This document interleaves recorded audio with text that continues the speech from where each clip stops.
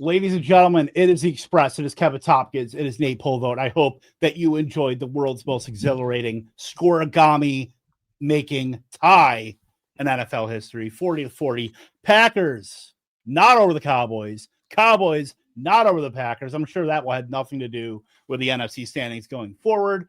But we're going to talk about some the games here. Maybe not so much that game because we got our fill of that game. But Nate, what's up, brother? How you doing? I mean, we could have ended the night on a weirder note as far as games go, but a 40-40 scoregami tie. I almost have no words. And you and I watched the entirety of overtime and the last minute and a half of the fourth quarter together here, and I still have no. It's not. Right. It's not great. All right. It just kind of is what it is. Like honestly, Green Bay probably should have lost that based on the clock management. Speaking of clock management, it's funny. We'll be back in about 12 hours. Myself and Pat Fitzmaurice, by the way, of Fantasy Pros. Speaking of clock management, but look, that's not that show. This is this show, The Express. So let's talk about the game that happened in Dublin, Ireland, where Skylar Thompson got robbed, by the way, after that game. You hate to see it, certainly, but Steelers and the Minnesota Vikings. Steelers win 24-21. It was like the Kenny Gainwell experience because Jaylen Warren, late minute scratch due to his injury. We know Caleb Johnson is pretty much in the doghouse. So it was a Kenny Gainwell game. 19 carries, 99 yards, 2 touchdowns, 6 catches for 35 yards. Look, I'm looking at this like a blip on the radar. Like, this is all very circumstantial in the workload. 77% of snaps, 72% of routes. Like, I'm not looking at this like this is something that can be built off of.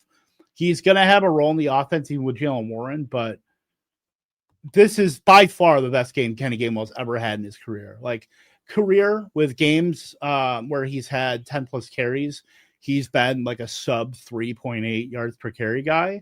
So for him to do this is a massive anomaly, and I'm not expecting this going forward. But it was kind of the story of the day, and it was hard to ignore it. And if you played it, awesome. If you didn't, and you got burned by it, you're hating life. But other than that, it was like DK Metcalf, 5 for 126 and a touchdown. Most of that on one big play. 88% of the routes. Calvin Austin got hurt. So that kind of had a rotation with Ben Skoranek and Scott Miller at wide receiver. Darnell Washington was the tight end. 90% of snaps, well over Pat Freiermuth, Jonnu Smith. Just goes to show you can't start either of those guys. I mean, just not even thinking about it. I think I pretty much went over everything with the Steelers. But is there anything you want to add to that? Because it's like the game didn't really do anything for me as far as updating priors. No.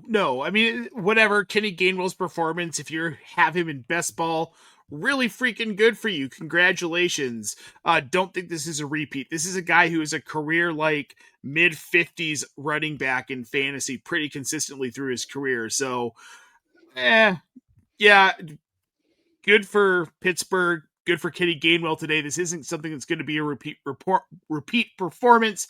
However, DK Metcalf, this did open my eyes to him a little bit more. I haven't been super excited about him despite the production through the first 3 weeks, but it's really looking more and more like he is the guy in this offense. And if Calvin Austin is hurt, DK Metcalf is just going to continue to see important volume from Aaron Rodgers. So maybe the one takeaway on the Pittsburgh side for me is that I trust DK Metcalf a little bit more going into week 5. And I don't even know where I am with that too, because I do know that Aaron Rodgers loves to funnel targets to his top receiver. But this also is an Arthur Smith offense too. So I feel like more, something has to kind of give with that. But DK, I do worry that defenses are going to end up bracketing like a guy like DK Metcalf, or at least adding some more attention, because looking at this passing game, like outside of like maybe the running backs, like who are you? You're not scared of like anybody else. You're not scared of Darnell Washington, his moving like a glacier, to get to the first down marker. Right. You're not scared of Ben Skoranek and Scott Miller. You're not scared of that. So I feel like if it's going to be Calvin Austin's going to be out for a week or two, I feel like that could be like a net a neutral for a guy like DK Metcalf. But, obviously if you have him, you're starting him for the most part. But over on the Minnesota side, Jordan Addison came back today after a 3-game suspension. Between him and Justin Jefferson, that looked pretty good as far as like consolidating targets. 11 and 9 targets for Jefferson and Addison respectively. Both went over 100 yards, 4 for 114 for Addison. So if you have him, that was definitely a welcome back, to fantasy lineups. 142 air yards as well. Justin Jefferson, Planet Earth's best wide receiver, 10 for 126. 100% route participation there. TJ Hawkinson was okay, 4 for 39, kind of keeping that story going where it's like TJ Hawkinson is like very much less than in this offense with like Carson Wentz. Xavier Scott, the backup running back for Jordan Mason, because Jordan Mason doesn't really catch passes that much. He caught 3 for 15 today, but he was like an actual focal point in the offense today because that role kept growing as like the game went along. 8 targets, 6 for 43 and a touchdown. So he's probably going to be a waiver wire guy as far as a guy, if he's going to be involved in the offense a little bit and as a contingent play for Mason, like I'm totally fine with that because, we want the receiver turned running back, the Tyrone Tracy, the Antonio Gibson types that are going to have like some receiving chops. So I do like that. And Jordan Mason was like just okay on the ground, 16 for 57 on the ground, but 80% of the team's rushing attempts. So, typical Minnesota, pretty condensed in the passing game, although Xavier Scott is a new kind of wrinkle there. But I'm interested at throwing a couple bucks if you have an empty bench spot on. Well, I think with Xavier Scott, as long as we know that Aaron Jones is out, he's obviously going to fill that Aaron Jones role, which is more focused on the pass catching, because like you said, not something that Jordan Mason does. And today I expected a little bit more out of Jordan Mason, kind of above 3.6 yards per carry. We didn't get it. I thought we'd get a 100-yard game out of him in Dublin. It didn't happen. What I do want to talk about, though, is Carson Wentz. Like, look, are we at a point where we have to talk about, is he serviceable? Like what he did today, 30 of 46, 350 yards, 2 touchdowns. You have the 2 interceptions, but still in 2 quarterback leagues, is he playing well enough that while McCarthy is out and with these weapons, is he someone maybe you should roster as like a 3rd quarterback in 2 quarterback leagues? If he stays hot, if he continues his production with McCarthy out, he's worth at least a bench spot. I mean, 2 quarterback leagues are like, it's like totally fine. Like all those quarterbacks that are even in the starting like radar are rosterable. Tight end QB 13, QB 5 last 2 weeks against Cincinnati and Pittsburgh, at Cleveland next week, then a week 6 bye, then the Eagles and the Chargers, and then Detroit and Baltimore after that. Like it gets hairy there. So I'm not sure where I want to start him, but I think no matter what, he should be rostered. He's almost like if you have to start him, I guess it's fine, but I'm not like going out of my way to do it because we know the pumpkin game, what that looks like for Carson Wentz. So sure. Like it's not great. And he did at the very end of the game, like he did not look great at all. Right. That was definitely something that, it was not great to see, certainly, but yeah, 2 quarterback leagues. You're not starting him in like redraft leagues, single quarterback leagues. You're not rostering him there. But let's go over to the next game, Atlanta and Washington. High scoring affair, 34-27. The Falcons beat the Washington Mariotas. We saw the return to form for Drake London, 8 for 110 and a touchdown. Looked more like Drake London than he's looked in the past couple weeks. Pretty condensed there, although he didn't get a lot of Darnell Mooney. He had 10 targets last week, but only came down with, he had 2 targets this week, 1 for 15. A lot of Bijan, though. 17 for 75 and a touchdown, 4 for 106 on the ground through the air. So look, Bijan obviously is a must start no matter where you're going. Tyler Algier, 16 for 51 and a touchdown as well. So like deeper, like maybe even like 14 or 16 team leagues where he's in like flex consideration for that. Like I don't mind that, but like Kyle Pitts, I'm a bit worried about Kyle Pitts, and that was because of Darnell Mooney, which kind of relegated Pitts to like being the wide receiver or the third target in the offense. But if it's going to be more of a battle between Mooney and Pitts, I think you could probably lift Pitts up to like streaming tight end status. You're probably starting him anyway, but I think it's a little bit dicey where I think it's more volatile and people want to admit with Kyle Pitts. But look, 93% of the routes like that, you'll take that all the time. That's way, way more than you were getting last season when the Falcons were running a lot of 11 personnel, and that was getting Ray McLeod on the field. You're not getting that this year. You're getting Pitts as like the main third target that's getting routes. So that's what you like to see. It's just the kind of, the lack of symbiotic stuff between him and Mooney is where I have the worry. But yeah, how do you feel about, this past, I mean, Drake London, I don't think we have to talk about him, but like the Mooney Pitts thing, like where are you on that? It's hard to take a side on it because it just feels so inconsistent. And so take a side, damn it. All right, fine. I'm going to take a side. I think it's Kyle Pitts. All right. It's nothing against Darnell Mooney, right? But I just think like right now it's kind of a toss up. But at a certain point, Kyle Pitts is the more talented receiver. We all know this, and it's not just because I was heavily invested in him coming out of Florida in rookie drafts before he even ended up in Atlanta, but it's legitimately he is the better talent, right? And we always want to say talent wins out, and I feel like it will in this situation. A guy like Michael Penix needs this.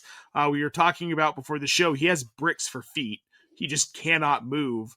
So he needs guys that are big targets. That's Kyle Pitts. So eventually that's going to take over. So I'm going Pitts over Mooney, and I love Drake London in this offense, and I'm glad he's finally seeing the volume. Yeah, that was definitely good to see. Penix threw for over 300 yards today, 2 touchdowns, 1 interception. Having Bijan certainly helps to kind of, take some of the focus off of Bijan there. If the passing game is going and Drake London's going, then that's stuff you like to see. Over on the Washington side, like not a great game from Mariota. The running game is still pretty much a mess with, Ja'Cory Crossy-Merritt, Chris Rodriguez, who, both efficient, but, in this kind of game script there where they were kind of coming back for a little bit. And then Jeremy Nichols as well, like is still getting involved. Like those guys, JCM and Chris Rodriguez both had 35% of the snaps to lead the running back. So it is a full-blown committee where I don't think even like Bill at this point is startable. He's like it feels like the same exact backfield, just it's 3 parts instead of 2, where with Brian Robinson and Austin Eckler last year, where you didn't feel real great about starting either guy, and you knew like the running back role was like it was comprised of those guys. Now you got to add a third with McNichols like kind of taking a little bit more off the top with Rodriguez and JCM. So it doesn't feel good there. And then on the passing game, no Terry McLaurin, no Noah Brown, no John Bates. So it was very condensed. You saw a little bit more Ben Sinnott, although he played more of a blocking role because he is a fullback. Did win fullback of the year in his last season in college at Kansas State, by the way. Just want to throw that out there.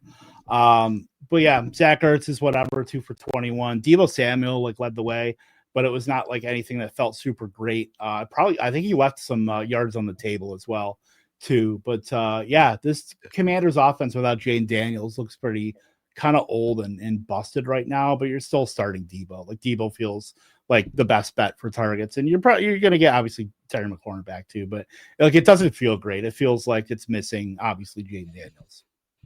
Well, yeah, without Jaden Daniels, there's just the best way to say it is there's no pizzazz to this offense, right? Deebo Samuel's 100% startable. I think Zach Ertz is in streamable territory at this point. Yeah. And you're hoping for points if you're a streamer. You're not rostering him long term because it's just you don't know what the volume is going to be there. Obviously today, 2 catches, 21 yards, 4 targets. My question, Kevin, I've been curious about this and knowing you, watching Luke McCaffrey. I mean, he had 2 catches for 21 today, but what he's doing on special teams, do you think that earns him a little bit more work in this offense, especially with McLaurin being hurt? I mean, right now it's pretty much, I thought actually Jalen Lane was going to be taking a lot more of the routes today. He didn't. He took 42% of the routes. Luke McCaffrey actually took quite a bit, but Chris Moore, the veteran, former Raven, former Arizona Cardinal, ran 87% of routes today, which I feel like they're not super confident in guys like that.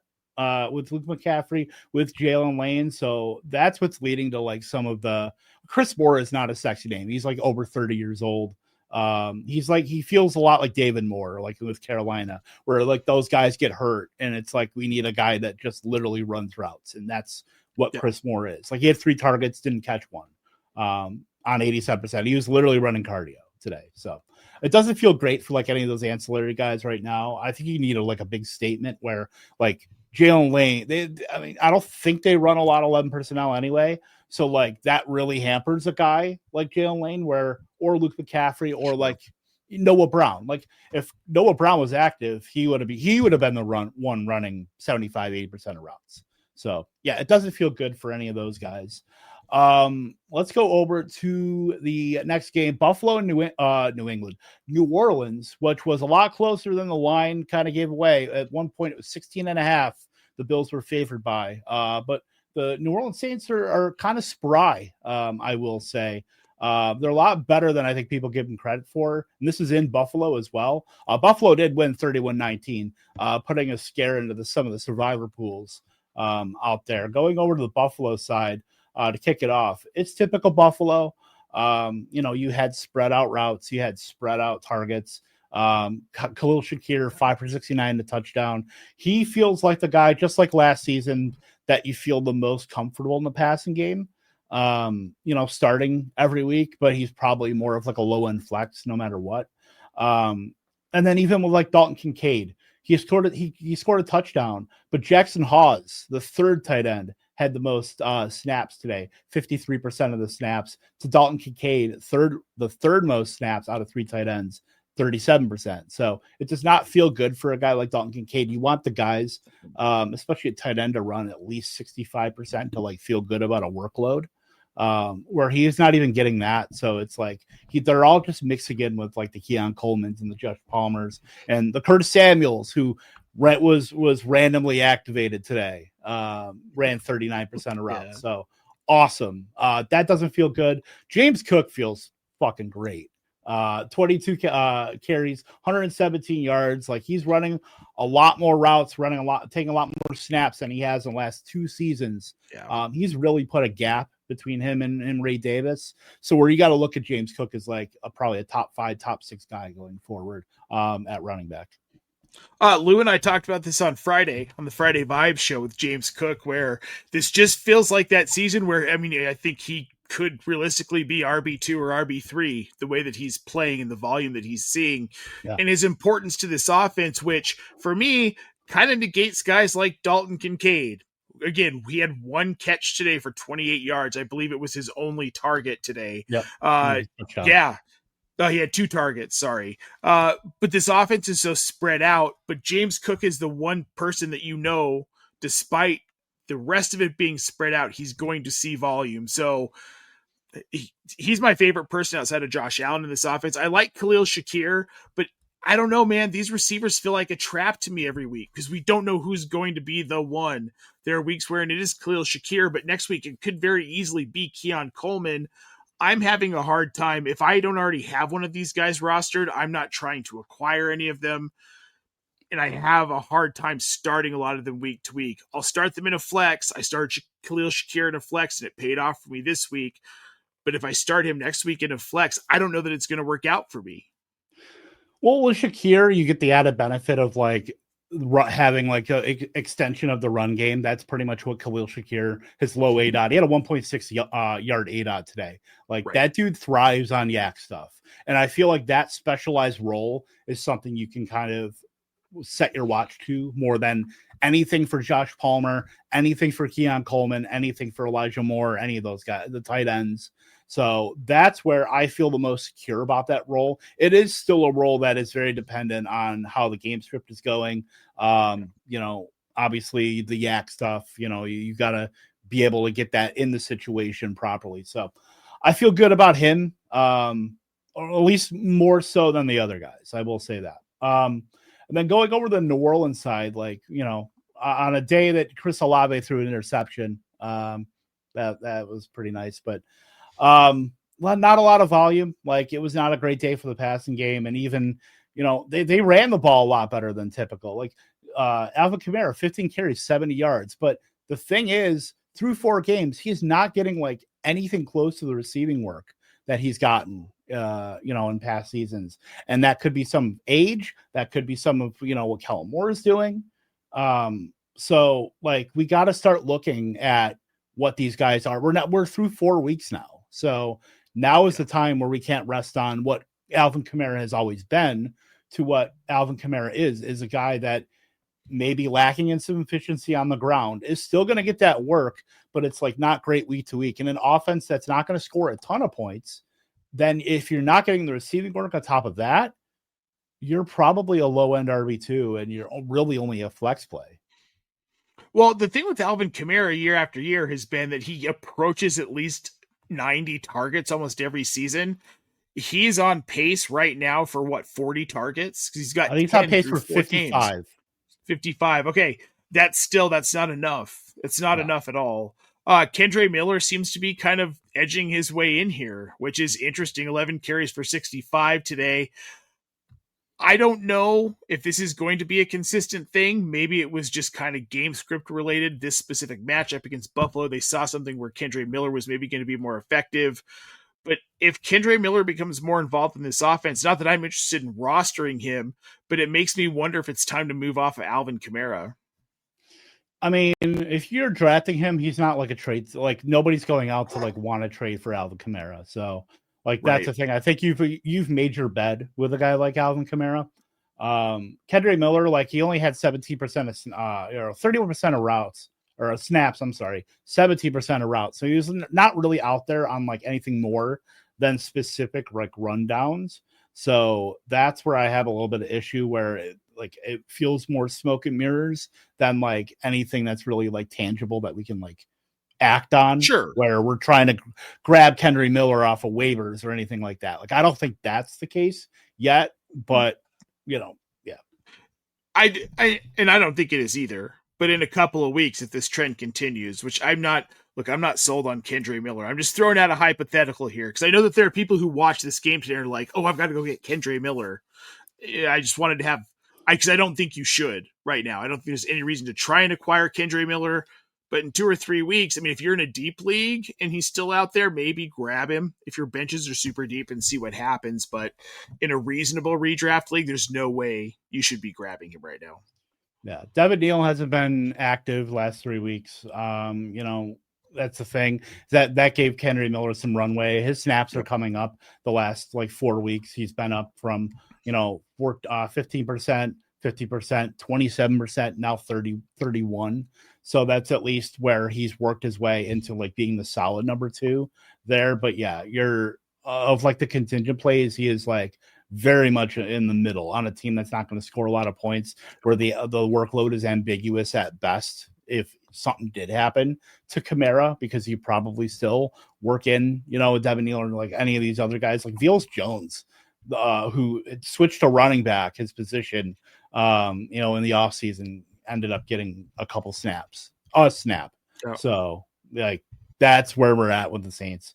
I thought Juwan Johnson was going to have a better day. The role is still strong, so you're starting him no matter what. 81% of the routes, just 3 for 28 today on a day where Matt Milano for the Bills was not playing. Matt Milano, very, if I see that he is inactive, like, I'm usually going out to play that tight end, like in DFS or something like that. Just not a great game. It wasn't a great game for some of the volume. Chris Olave scored the only touchdown from Spencer Rattler today. But let's go over to Detroit and Cleveland. 34-10. The Lions beat up on the Cleveland Browns today. Obviously the Lions offense is something you have all those pieces. David Montgomery kind of ran into that brick wall today, 9 carries for 12 yards, but Jahmyr Gibbs on the strength of some efficiency, 15 for 91 and a touchdown. So you definitely love to see that. A couple catches for him as well. Monroe St. Brown, another 2 touchdowns today. I don't know if you guys heard. He's pretty good. Jameson Williams going to the Air Yard store with 176, one of the leaders of Week 4 so far.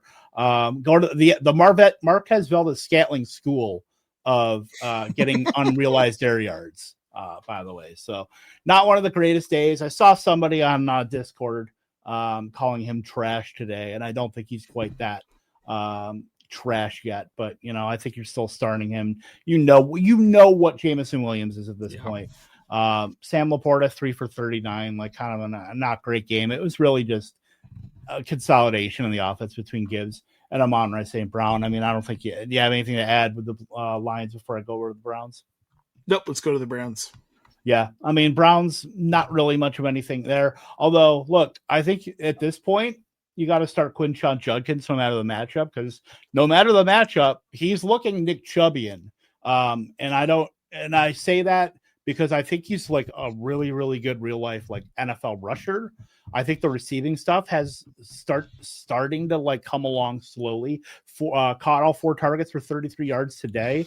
It feels like a guy like Dylan Sampson is really out there just to kind of fill in some of the gaps. Same with Jerome Ford, probably more pass protection with that. But, Quinshon Judkins feels pretty good as far as like, eventually he's going to get stymied by like, a random defense we don't, suspect, I guess. But Quinshon Judkins at this rate, considering how he's been doing and has been very efficient in doing it, I think he's as close to he's not quite most start, but he's like on the periphery. Like looking at his last couple outings, 10 carries, 61 yards at 6 yards per target.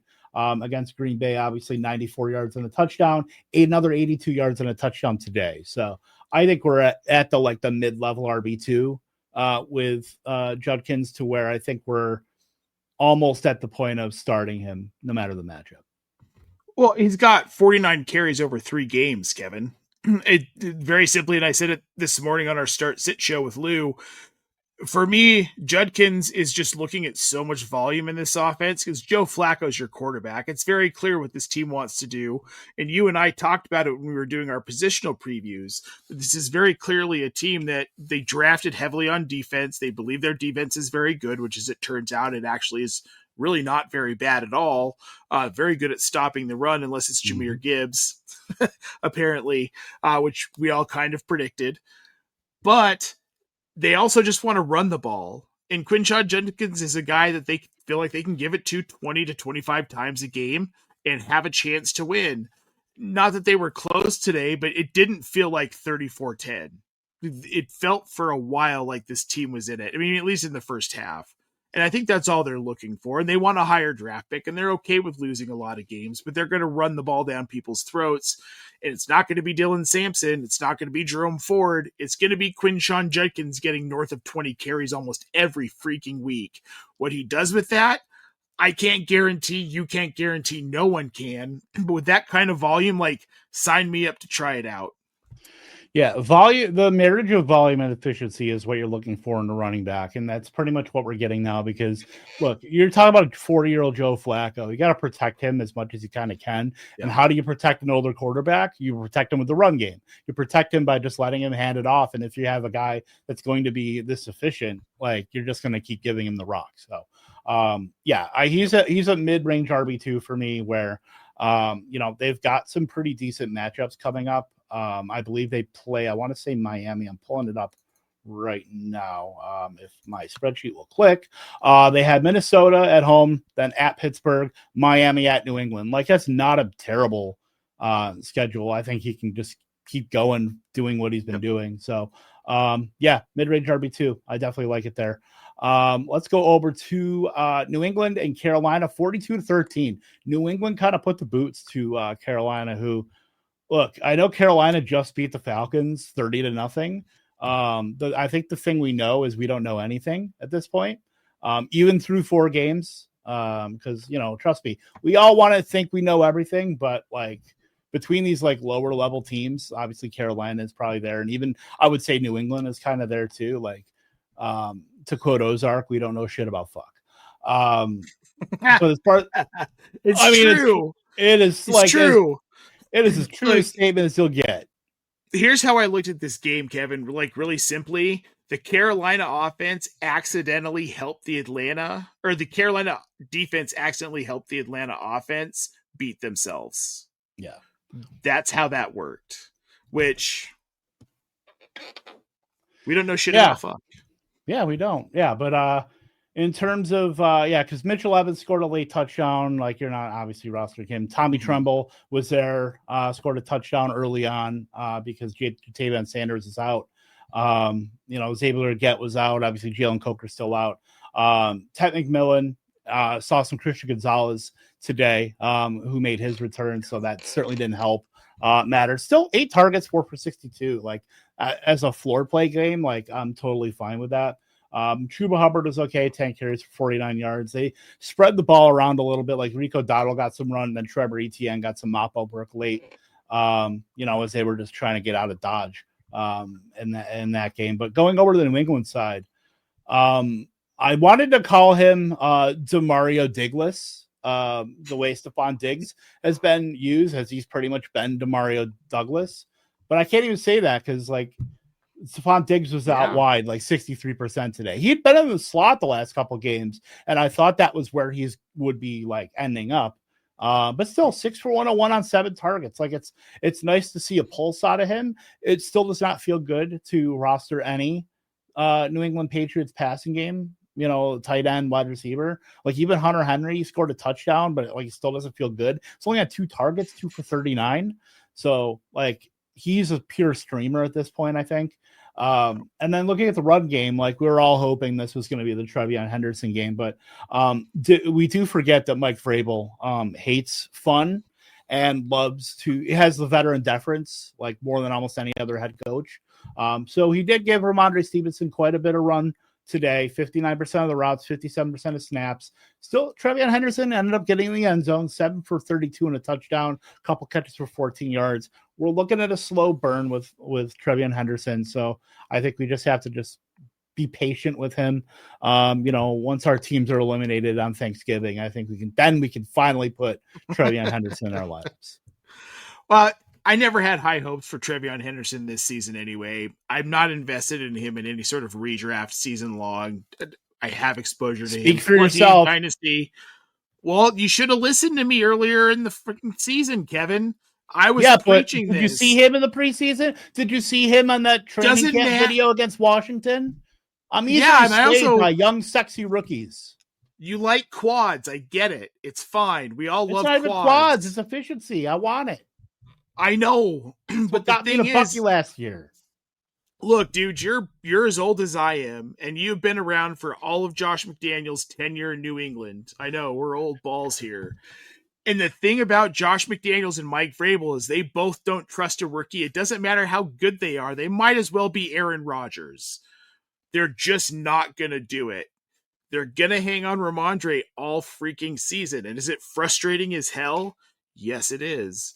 But this is what these guys do. And you're not going to teach an old dog new tricks, as they like to say. And this is just where we're at with TreVeyon Henderson. He's going to get a little bit here and there. And like, he'll have a couple of pop games. But for the most part, this is Ramondre Stevenson's backfield until next season. Boo. Well, but it didn't work out for them, but maybe it'll work out for us. That's where I was at with TreVeyon Henderson. But basically, yeah, it is what it is. Let's go over to the upset of the day, I guess. People are upset one way or another with this game. The Giants and the Chargers. 21-18, the New York Football Giants, who I did not believe they played football up until this point, got one over on the Los Angeles Chargers. It's nice to see. The Giants fans had hope for about 25 minutes when Jackson Dart rushed that touchdown up the middle and looked pretty good. And then the other shoe dropped with the news of Malik Neighbors likely an ACL tear. We'll get like the confirmation on that tomorrow, but that's awful. It's probably early enough in the year where I think you're looking at him being fully good for 2026. But for this offense going forward, it's going to get a lot more boring in the passing game to where, we love Jackson Dart. I think he's about where Drake May was last season, where like he's a guy you can stream on like good matchups but there's going to be some downside. Like, and you have to be willing to accept that to get the rushing stuff.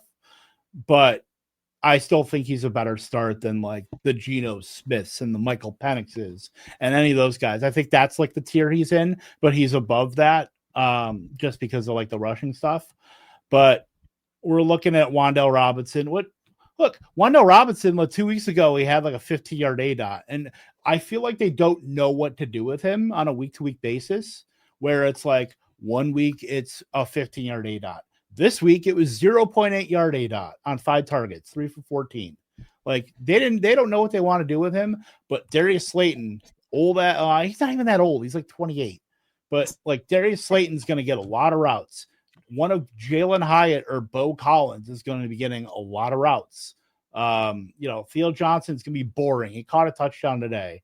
I honestly think this is going to be Cam Scadabo's team going forward in terms of that is the guy that you want, and they're going to make sure that they feature him because I do think he's got a lot more rush or receiving upside in addition to just getting the volume on the ground. Devin Singletary is going to be involved, but he's one of the best pass protection running backs in the NFL. So I think that's where the value lies for him, and he's going to get some carries here and there. But what do you think? I think this is Cam Scadabo's team going forward in terms of that's the only guy I really want to roster. Like you can roster Wan'Dale, but I don't feel like any sort of confidence in that. So if you have Cam Scadabo, I think you're like, well, it sucks because you don't have Neighbors, but you're probably getting some more receiving stuff on top of like pretty heavy volume. Scadabo had 25 carries today. Efficiency wasn't super great, 3.16 yards per carry. He only had 2 targets, but he had 8 targets last week. Like you combine those 2 weeks now that we've got no Malik Neighbors, and this offense is going to get very condensed for the rookie. It already was fairly condensed today. Then Malik Neighbors got hurt. So there you go. Which way it condenses will be interesting to see. I feel like we're going to see more Theo Johnson than you want, Kevin, but I think it's a real possibility that we see a fair amount of Theo Johnson kind of starting to get featured in this offense against Sans Malik Neighbors. But at the end of the day, that doesn't make him fantasy relevant. Cam Scadabo, though, is the one person. And I want to play around with Jackson Dart in some lineups a little bit here and there, see how it goes. Good DFS play. Yeah, exactly. Then that's more where I'm looking at him is in DFS. I'll stack him with Scadabo probably, quite honestly. I could see Scadabo being a guy who ends up rest of season with the absence of Neighbors, with Jackson Dart as the starting quarterback. We can see him averaging 6 to 8 targets a game rest of the way. That doesn't seem unreasonable to me at all. Like, it's tough because you're going to get because of this offense not being great, and then you're losing Malik Neighbors on top of that. You're looking at some inefficiency going forward. Obviously the volume's going to be there, and I think that you're going to be tinkering with probably 4 to 5, like upside 7 to 8 targets here and there. You're probably going to get to about 65, 70 targets like in total with Scadabo, probably close to 200 carries there. So that's like, you want that. And then you're getting, you're hoping that he can just get like 4 yards a carry. That's what you're hoping for. So I think that's like perfect for like an RB2 that you can plug in and, you're hoping he gets in the end zone. On the other side for the Chargers, not super great, but Quentin Johnston is keeping up like his massive, early season. 13 targets, 8 for 98 and a touchdown, 91% of the routes. Ladd McConkey, 6 targets, 1 for 11. I think you got to start asking some questions here about, because last week I was saying like these 3 wide receivers seem interchangeable in terms of who's going to be the wide receiver 1 each week.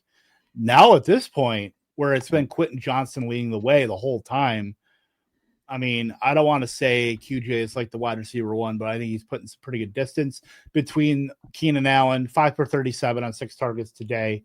And Ladd McConkey, obviously, 1 for 11 on 6 targets. Not great. One other thing, too, though, Arondé Gadsden is out of the genie will not be put back in the bottle. Up to 50% routes today.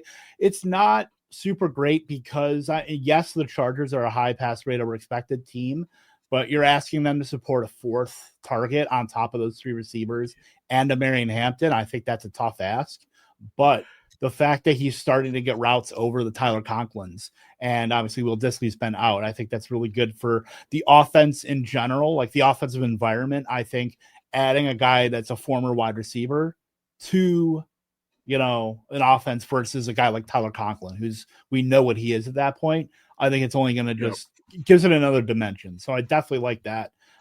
You're streaming around to Gadsden, like you probably picked him up last week, or at least had him on a watch list. You could probably still pick him up, seeing that the routes came up, but just know that there is some danger with he's not going to be startable most weeks unless like one of those receivers gets hurt. Yeah, and look, I love the Gadsden emergence. He's nothing more than a streamer at this point right now, but I really do think you're right. Like, we have to really talk about Quentin Johnston here. I think he is the legitimate wide receiver one, and what that does to Ladd McConkey is not good, especially where we were projecting him, especially where we were drafting him and what we were expecting out of him. And Amarian Hampton has emerged as another threat in the passing game, which is going to further hurt McConkey. Long term, I'm not worried about him. If you have him rostered in Dynasty, you're going to keep him. You're not trying to move him right now, especially because his value is very low in comparison to where he was before. And once we get Keenan Allen out of here, Ladd McConkey's fine. This is Keenan Allen's farewell tour, as Lou and I talked about this morning. But in redraft, I am worried about it. I mean, I'm worried about, is there a point where his volume sinks so much on a consistent basis that he becomes not startable, and I've wasted what was sometimes a second or third round pick on a guy, depending on format, on someone I can't start week 6. Yeah, I don't know if I'm going to go that far. I think Ladd McConkey. I think we're going to get better days out of Ladd McConkey. I think it's because of the sticker shock and seeing what Quentin Johnston has done. And Sure. I've seen what you've done for QJ. I want that for me. That's where I'm at with Ladd McConkey. So I think it's kind of like you've got what the pendulum, is one way, the other way. I think we're going to get the pendulum coming back for McConkey here. I think that's going to be a point of emphasis, at least for the offense, to get him involved, because I think Ladd McConkey is too good ball in hand to get 6 targets. I think it could be something to have to do with like defensive attention as well. Like, I think people have seen like QJ struggle a lot with like drops and just like down to down consistency, that they've maybe take some attention off of him, and now are seeing him kind of level up here in year 3 to where like, all right, well, I guess we got to pay attention to him now. And maybe that just takes some of the guy, that attention off of McConkey, to where, we're going to see McConkey get, I don't think he's a wide receiver 3 right now. And I would say he's probably in the same, kind of classes,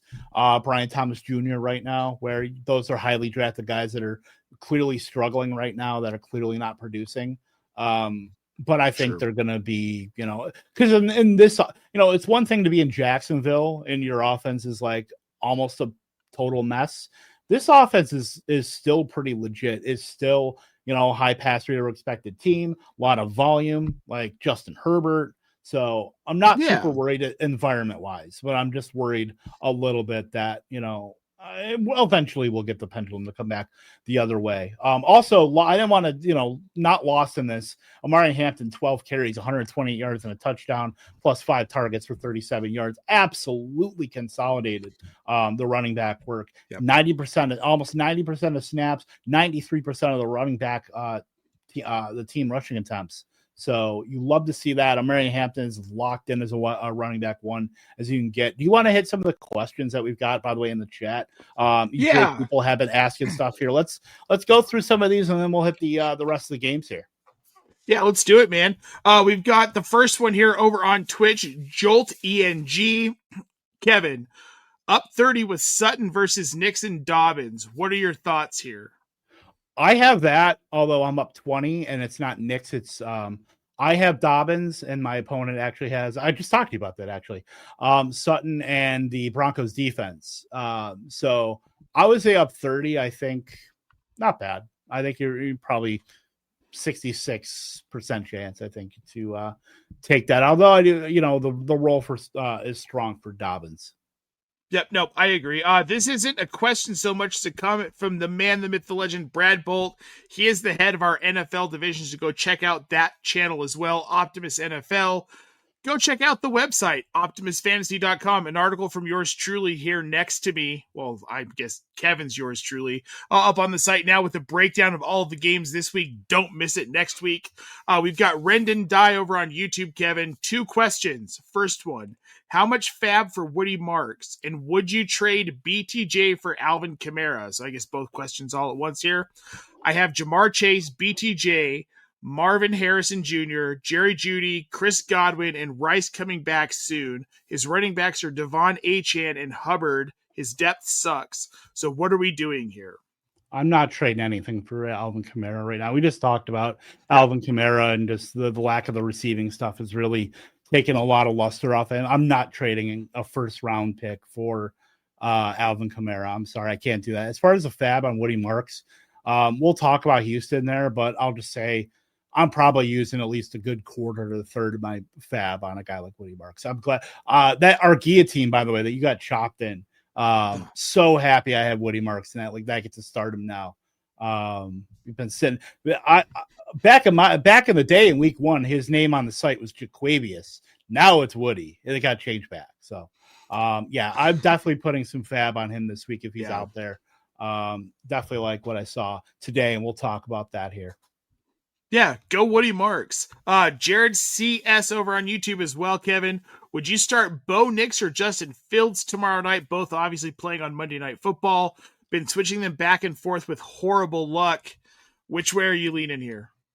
I'm probably starting Bo Nix, just like I think it's a path of least resistance with the Bengals offense versus Miami, who, Miami's probably more middle of the road, but I think the Bengals defense is just an absolute sieve right now. And I think, with Bo Nix and the Broncos offense really highlighting Cortland Sutton, and then obviously you can get the big play stuff with Marvin Mims. I think Bo Nix is probably due for, a top end quarterback week here against the Bengals. It depends on how spry Jake Browning is. If they want to go ahead and push the Broncos, that's going to be great for Bo Nix. And then you add the rushing on top. Yeah, I would start Bo Nix over Fields. I would absolutely start Bo Nix over Fields. Again, something we talked about on the start show this morning. This feels like a get right game for a Denver team that didn't think they were going to be 1-2 heading into week 4 on Monday Night Football against Cincinnati, who was supposed to have Joe Burrow. So it's supposed to be a much tougher matchup. This is almost like a get right game where you don't put the brakes on in the fourth quarter. You just keep going and scoring and make your team feel good, because this is a Denver team that I really think needs it. So I'm all in on Bo Nix as well, Kevin. Matt C on YouTube. Hey, fellas, in my half PPR league, I just traded away Keenan Allen, Emeka Egbuka, and Cam Scatabo for Amon-Ra St. Brown and Rashad White. The current wide receivers are Marvin Harrison Jr. and Jamo, no space. Running backs are Derrick Henry, Achane, and Amarian Hampton. Did I do okay? Kevin, how do you feel about this? I think you probably could have gotten another piece outside of better than Rashad White there, but you got the best player in the trade. I just don't like giving up decent assets. I think Cam Scatabo is your running backs are your running backs. So Cam Scatabo is not really starting for you. I guess it's really just kind of consolidating some of the bench stuff and assuming, Marvin Harrison Jr., Jamo. I don't think I would have traded Egbuka with those. I would probably because you're probably starting if you're starting 2, you're starting you're probably either starting both Lions guys, obviously him or Marvin Harrison Jr. So I don't feel great about your wide receiver 2. I'd feel better with Egbuka, but I don't mind it, I guess, because you're getting the best player. Yeah, Amon-Ra is obviously the best player. I really like Emeka Egbuka. I like him in this offense. I probably wouldn't have moved off of him, but also I see why you did it, and I don't hate it. We've got Edge LOL. No. Okay. You're not trade. No, you cannot trade Gibbs for Egbuka and Jacobs. I'm sorry. Okay, well, let me read the question for all of our audio listeners here, Kevin. Let me get to that part of it here first. But obviously, we know where he's going here, folks. Edge LOL over on Twitch wants to know, do I trade Jahmyr Gibbs for Emeka Egbuka and Josh Jacobs?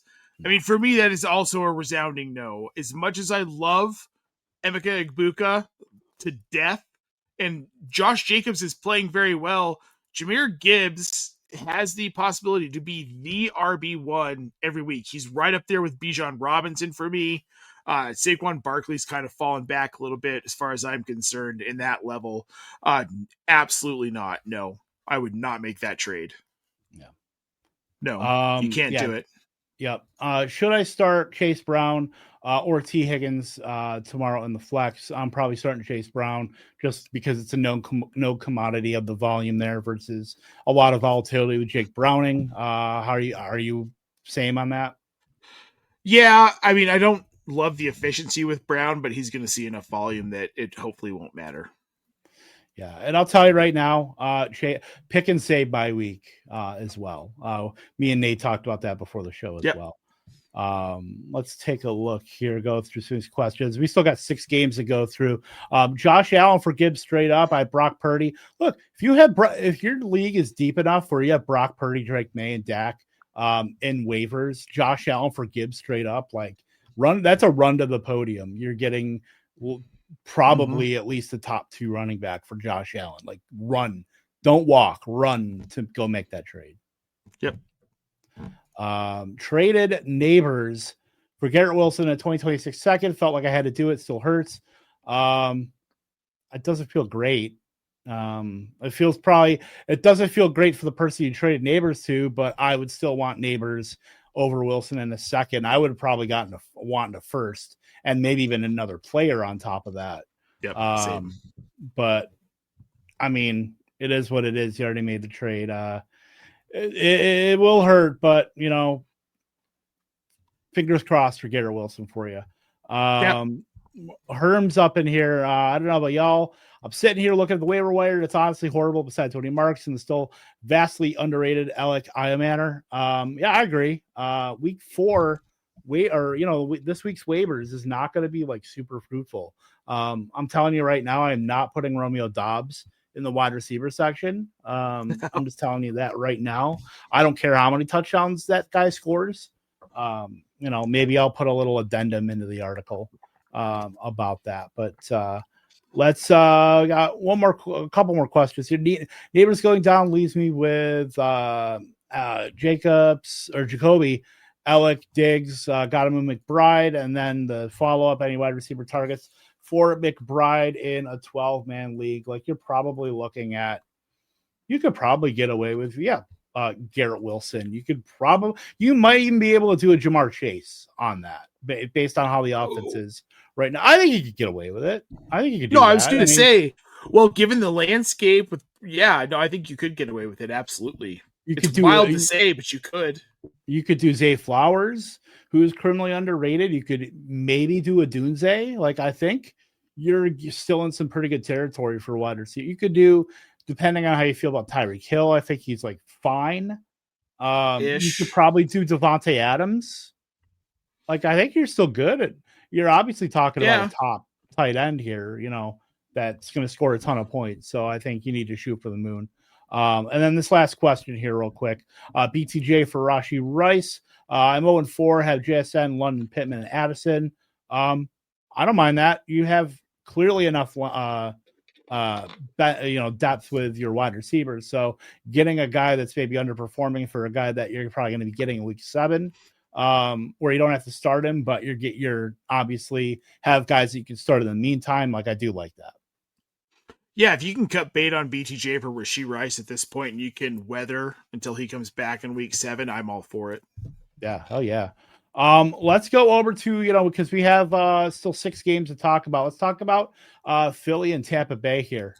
Philly beating up. Oh, I don't want to say beating up. They've been playing it very fast and loose with the last couple games against the Rams and games against the Tampa Bay Bucks here. But 31-25, Eagles beating the Tampa Bay Buccaneers. Look, Saquon Barkley, this is why you're not drafting him. You probably shouldn't have been drafting him. Where you were basically paying for the 2024 production, hoping that was going to carry over 1-to-1. You're almost at like what 3.2 yards per carry through 4 games right now. Like you got a running back 13 day out of him today, but it does not feel anywhere close to what you had last season. Like you're getting like the string of all of the really bad games like in a row for Saquon Barkley. And then the passing game, like Dallas Goedert had like manufactured touchdowns, both of them. One was on one of those like Travis Kelce pop passes, and then another was like, of almost kind of the same thing. But they were still very manufactured and that counted as passes, even though they probably more look like run plays. AJ Brown putting up some cryptic stuff on Twitter after an 8-target, 2-catch game. Denny Carter is on high alert for the wide receiver tweet. So we'll be on the lookout for that. Devonta Smith, 2 for 29. Things still condensed for the Eagles passing game, but not the greatest of days. Of course, Jalen Hurts got in the end zone as well. Anything else to add? Because the Eagles are pretty status quo. No, you covered it all. I don't want to bore the people. I mean, you're not boring the people. But for the Tampa Bay side, Chris Godwin back in the lineup, stepped into 10 targets, 3 for 26. So maybe the efficiency is still on the on the bench there, but it's good to see him get 151 air yards. It wasn't super great to see him play more on the out wide and out on the outside versus where he's been his most productive, which is in the slot. That could have something to do with like some of the injury stuff, because that's where like Sterling Shepard's been playing a little bit. They've all been like rotating in the slot with Emeka Egbuka being in there. Same with Sterling Shepard. So perhaps that works its way out with, when Mike Evans comes back into the lineup. Emeka Egbuka had 10 targets as well, 4 for 101 and a touchdown. Like he feels very Jahan Dotson-y in terms of his rookie season, where that dude was sun running on touchdowns.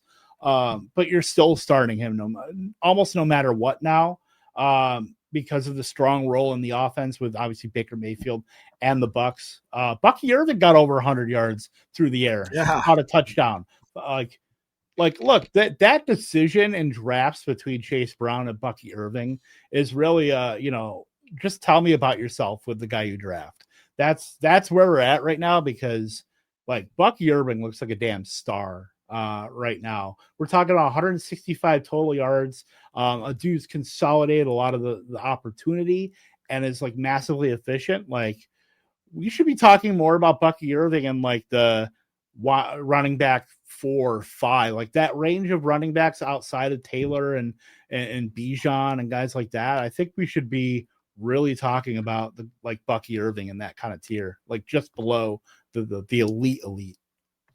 Well, which is crazy because you think about this Tampa Bay offense and the type of scheme that they run, it's so pass heavy.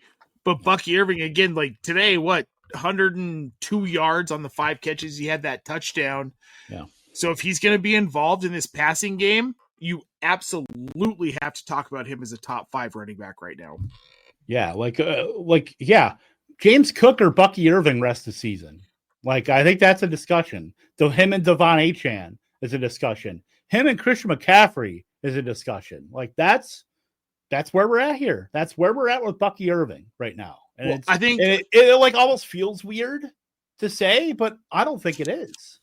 It's not. It does feel weird because I think we all assumed that Rachaad White was continue to be somewhat involved. He'd given us no reason to think he wouldn't be involved, but he's just not.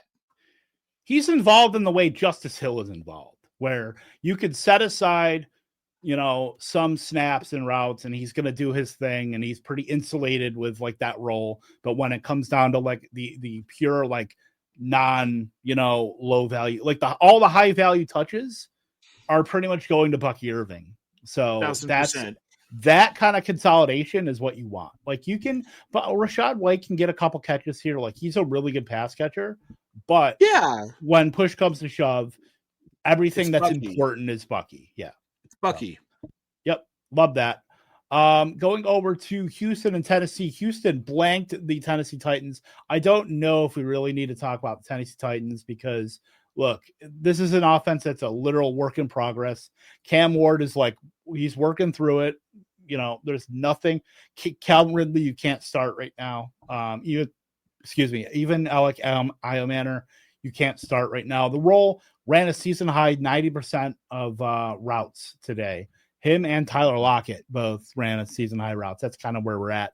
With the Titans, they're trying to figure out who their guys are going to be this season. So that's where we're at. And then Tony Pollard, it almost doesn't even matter like that. He's on an island of like his own little efficiency for like the carries and stuff he does get. He's like fine, but he's a very low upside, like running back too right now. Like you can start him and that's fine.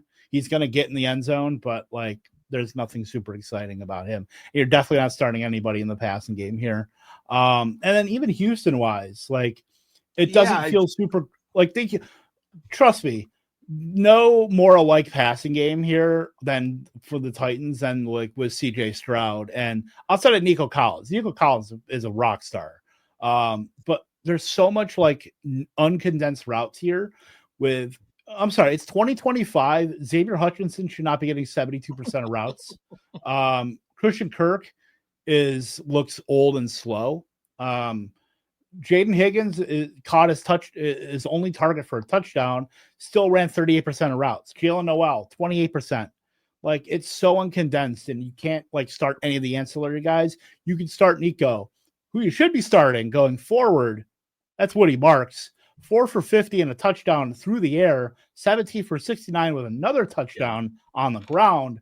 49% of the running back carries, out-snapped, out-routed Nick Chubb. Nick Chubb was involved, but it was Woody Marks' day where he is going to be the top waiver wire guy this week.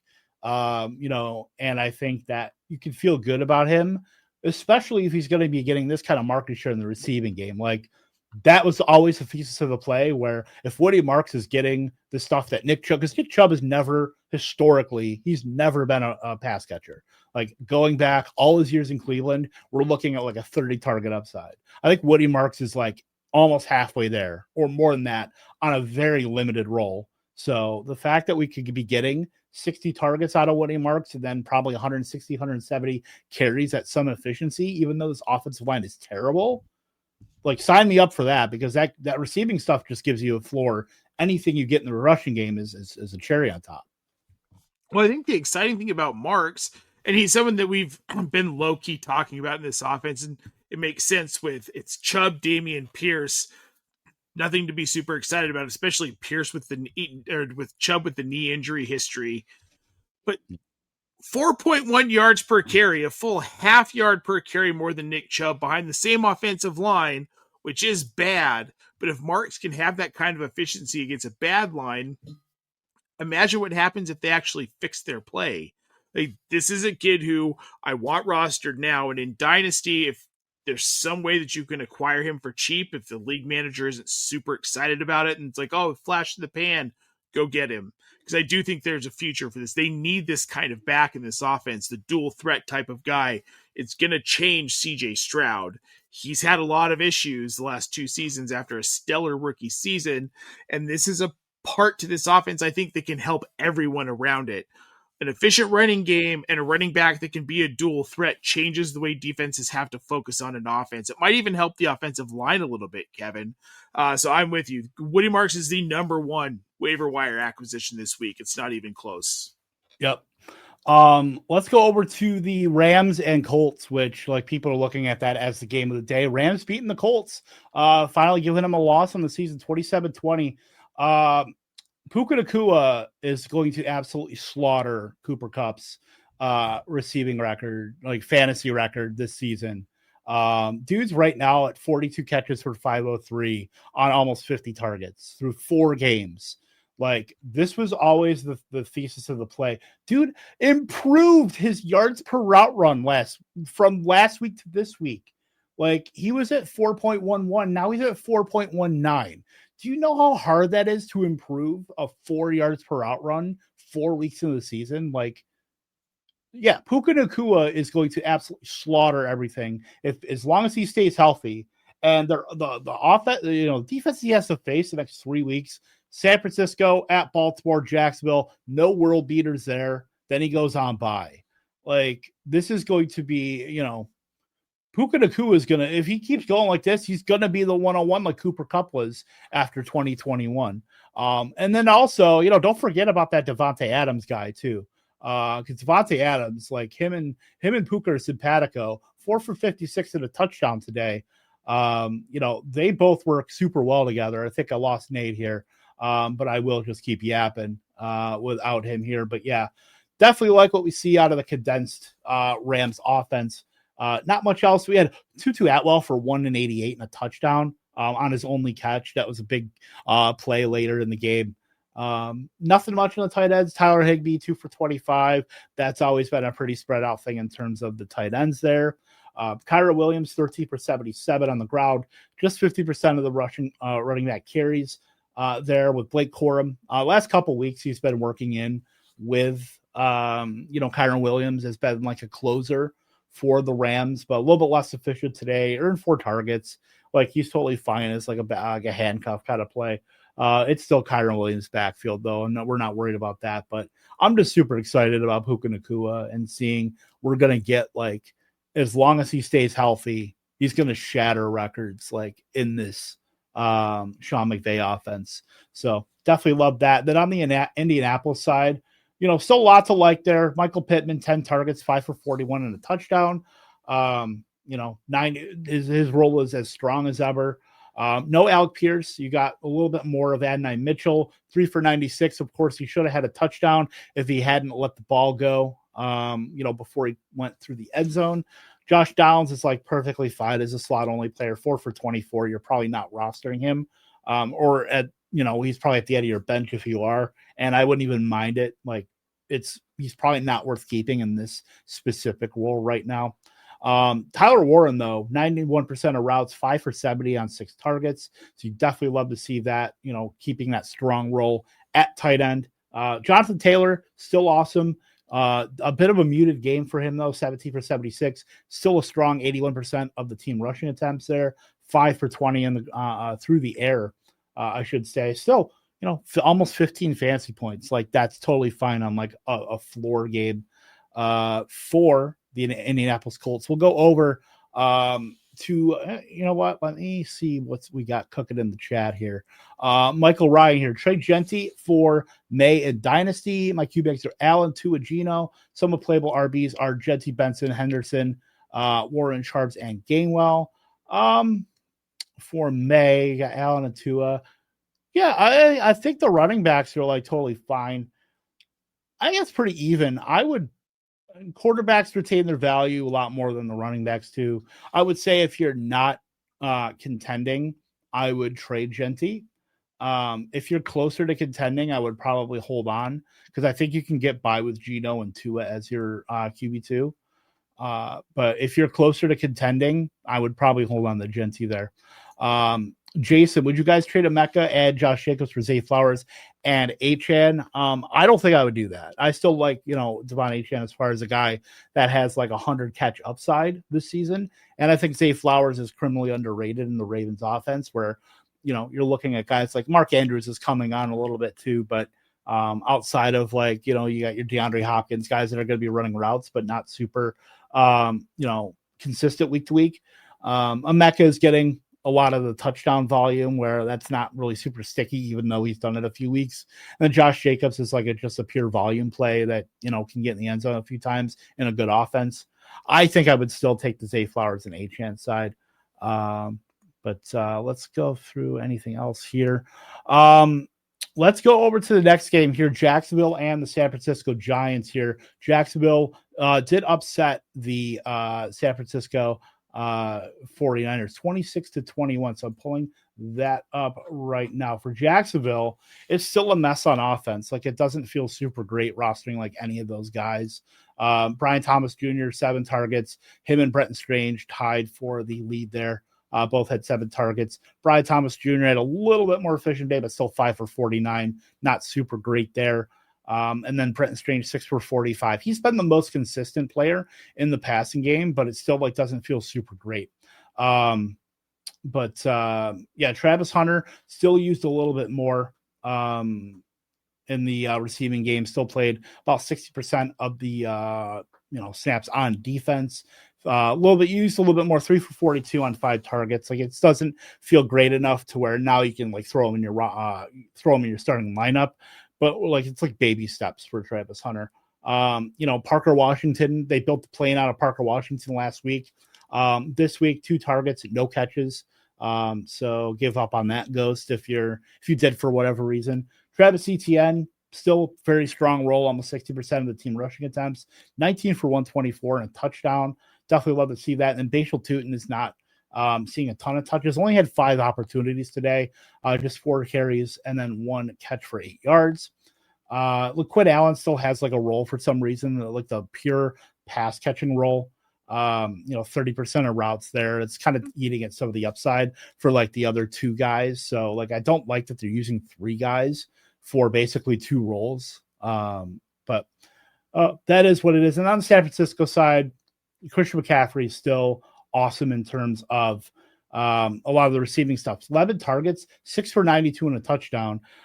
Before today, he was wide receiver 10 if you took out all of his rushing stuff. And that's just in his receiving for Christian McCaffrey. So definitely building on that. You love to see it, even if the efficiency stuff isn't there for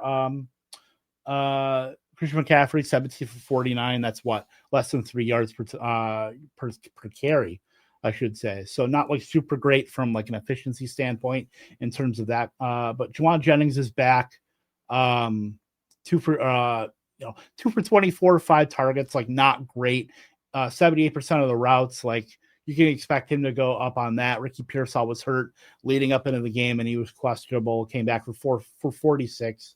Like, that was fine. But yeah, you did get Brock Purdy back. This offense should round into form a little bit more going forward. Just like they kind of fell into a little bit of a trap game with the Jacksonville Jaguars. Moving on to Kansas City and Baltimore, 37-20. I think a lot of people were shocked by that. We did get the return of Xavier Worthy in that game, though.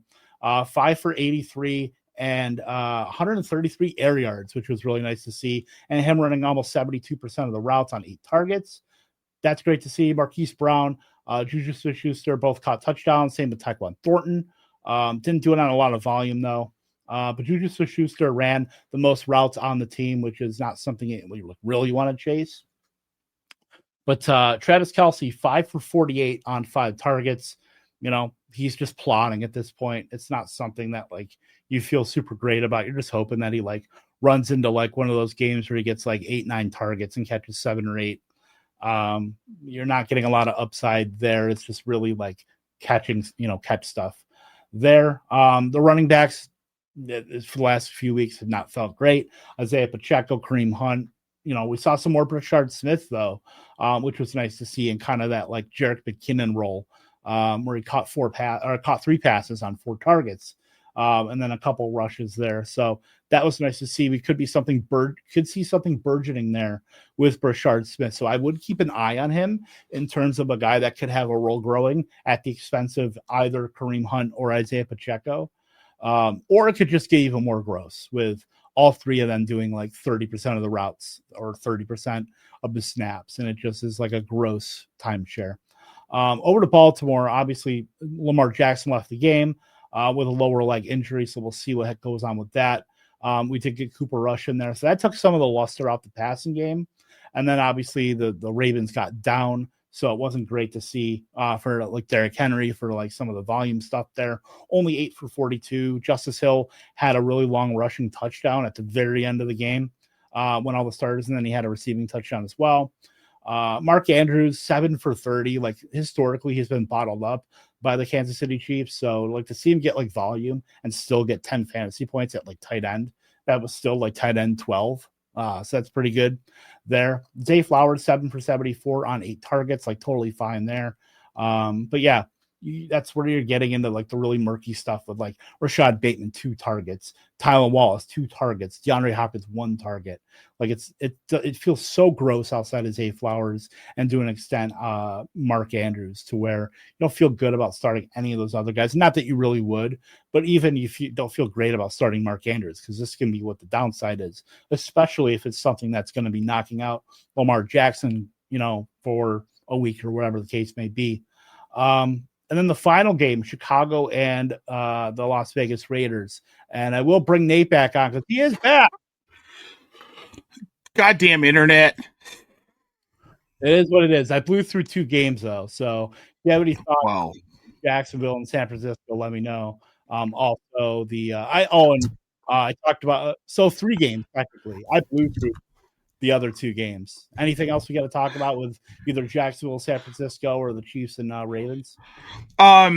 Just please God, I'm done with Trevor Lawrence. That's all. Yeah, I think that's pretty much well said there. ETN had a nice day though. Christian McCaffrey's keeping up the receiving stuff, so you'll like to see that. Certainly, Brock Purdy's back, so that should kind of round out some of the efficiency there. And then for the Chiefs, obviously Kelsey doesn't feel good. It's nice to see Xavier Worthy, provide an element of the offense, like as far as explosivity we haven't seen. And then Brashard Smith, I was very interested in seeing him get a lot more work. Looked a lot like the Jerick McKinnon role that we've seen. Yes. But the only thing is that could go one of 2 ways, where Brashard Smith takes some work at the expense of either Kareem Hunt or Pacheco, or it gets even more gross with all 3 guys taking 30% routes. You can't start any of them. Oh, that kind of feels like where it's going to go, because it's the Kansas City Chiefs. It's Andy Reid. And I want to believe it's not going to go that way, but we know it's going to. And yeah. I love Brashard Smith as much as you do, Kevin. Believe me, but we know how this is going to go. Yeah, we've seen that. We've read this story before. We've done all this. But the last game though, Chicago and Vegas. Nobody really wanted to win this game. It felt like it was kind of gross for a little bit, especially the Raiders. But the Bears did end up winning 25-24. The Roma Dunze train, just like the Express, keeps rolling. 4 for 69 and a touchdown on 88% 88 air yards, 83% of routes. Definitely love to see that. DJ Moore is still kind of fine, but he doesn't feel great to start. Luther Burden is still kind of mired in the 20 to 25% routes range at 27% today, but 2 catches for -4 yards. Olamide Zaccheaus is still kind of working there with 68% of routes. It feels like a placeholder for Burden. We've been talking about that for weeks, though. Looks like that game last week where he had the flea flicker and the touchdown, 100 yards, not much to build off of there, when you're seeing this week. Cole Kmet, no Colston Loveland, all blocking guys behind him between Durham Smythe and Steven Carlson, who, by the way, before today, his last game action in the NFL, I believe, was in 2019. So hilarious to see that with the Cleveland Browns. I had to look that up on PFF because I'm like, I've seen this name before. He's been on practice squads for the last 8 years. And I was actually right that he has been on practice squads for the last 8 years. So, but Cole Kmet, 8 targets, led the team today, 3 for 46 on 104 air yards, which, if you know tight ends and you know about air yards, that kind of stuff is really only reserved for the Darren Wallers, the prime Darren Wallers. You don't see that. So that's an aberration for what we know Cole Kmet can do. DeAndre Swift feels like he's whatever. He's the whatever RB2, 14 for 38. He had a touchdown. He had 6 targets, 4 for 22. So he doesn't feel super great, but DeAndre Swift was, I love to use this phrase in my article for a guy I don't really have any feelings about. They're present and accounted for. He was definitely, he raised his hand when they called for attendance. That's DeAndre Swift. He was, in fact, alive today. Anything else on the Bears before I go to the Raiders? No, I saw this coming with DeAndre Swift. I said it all off season. This is how Ben Johnson treated him in Detroit. I don't know why we're so surprised and why people had him puffed up so much. Yeah. That's all. Mm-hmm. We can move on. Just need to say my piece. Yeah, the Raiders weren't super great. They're condensed. They're Jacoby Myers and Trey Tucker with both 100% route participation. Jacoby Myers, a down game, 4 for 30, team leading 7 targets. Brock Bowers, 5 for 46. Geno Smith threw 3 interceptions by the midpoint of the third quarter. It was not great, but it was the Ashton Genty day. 2 touchdowns receiving on both of his targets for 17 yards, 21 carries, 138 yards on the ground and a touchdown, 68% of the team rushing attempts. Raheem Mostert even got he was active for the first time this season. It was nice to see that they cut out some of the riffraff with Zamir White and Dylan Wabi, letting Mostert get involved. And he was, 4 for 62. It is what it is. But, it was nice to see Ashton Jeanty finally look like the guy that we drafted at the end of the first round, the beginning of the second, to where, he's the RB1 right now, going into the Monday night games. So it was nice to see.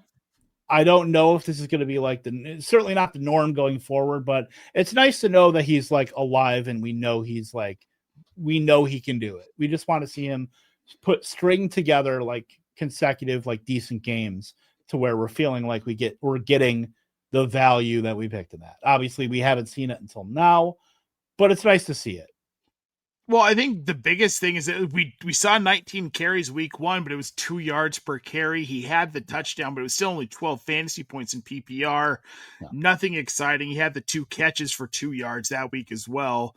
And we expected so much more, especially because I think a lot of us looked at what he did at Boise State and the workload he carried. And it just felt like, yeah, this guy's going to slot right into an offense that really on paper isn't going to be able to throw the ball much outside of Brock Bowers. They've been able to do it a little bit better than I think we expected, which has maybe hurt Jeanty's efficiency early on. They haven't expected a ton out of him. Again, 19 carries week 1, but then that kind of regressed to 11 in week 2.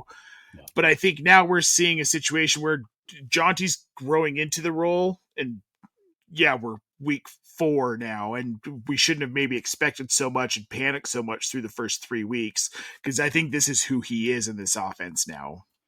Yeah, and it was really interesting to see that the Raiders could not capitalize on all the injuries that the Bears had, especially on defense. With Jalen Johnson went on injured reserve, Kyler Gordon was out. They're losing a couple of defensive tackles. Grady Jarrett was out. TJ Edwards is out. They had all these injuries. This felt like almost a smash spot for a guy like Bowers or even like Myers. And it was surprisingly, I guess it shouldn't have been surprisingly, the first round running back that we were drafting, that end up taking advantage of that. But you would think that the Bears could have folded a little bit in the passing game, and that really didn't happen. So, I think that's really kind of got to, wipe some of the rose color out of our glasses for a guy like Geno Smith, where we know that this is the rock bottom, basement for Geno Smith, and maybe the floor isn't as high for a guy like that. And it sucks because we all love Brock Bowers. We all love Jacoby Myers in terms of guys that can consolidate targets in this offense. But, it also leads me to believe maybe Chip Kelly just doesn't know how to use a guy like Brock Bowers, because the fact that we saw Luke Getsy of all guys be able to use a guy like Brock Bowers with Aiden O'Connell and, all these scrub quarterbacks, the fact that they could coax the best rookie tight end season, the best rookie receiving season. And then we got Chip Kelly, adults in the room. And this is what we're getting out of Brock Bowers. That does not feel great. No, I don't like it. I don't like it at all. This Vegas team feels like they're a while off. If you're looking at some of these guys long-term and assets long-term, outside of Brock Bowers, and Ashton Jeanty, there's nothing really exciting or worthwhile in this offense. Yeah, it's not great. But you know what? Live to play another day. And that's what we're going to do. Exactly. Because we got through 12 games. We were a little late because of the, Sunday night football. But you know what? We got through 12 games. We talked about a lot of players. I talked about 3 games by myself, and that's okay. They went to the righty to get some of the games out of the way, and that's okay. The internet said, you know what? We're not doing it this late.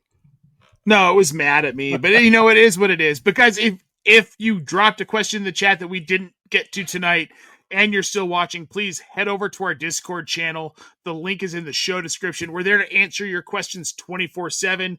We've got tons of people over there who are just fantasy football fanatics, so make sure you check that out. Just in case we didn't get to what you asked tonight, we want to make sure we help you out.